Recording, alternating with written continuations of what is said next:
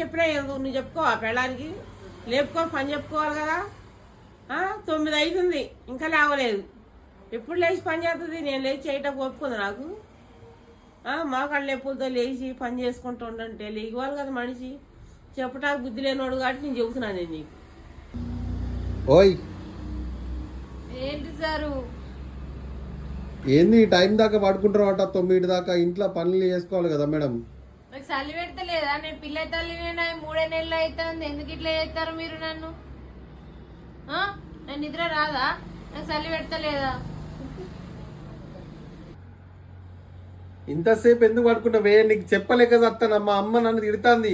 బయట కోడలు అట్లా చేస్తారు ఇట్లా చేస్తారు అంటాను. నన్ను ఏం చేయమంటావు? నన్ను బతకల్నా సావల్నా? ఎందుకు ఇట్లా చేస్తారు? పొద్దున్నే లేచి పక్కింటి కోడలు ఎంత పొద్దున్న జప్పుడు లేచి పని చేసుకుంటున్నారు. ఒక పని కాదు ఒక పని లేచి చేసుకోవాలి.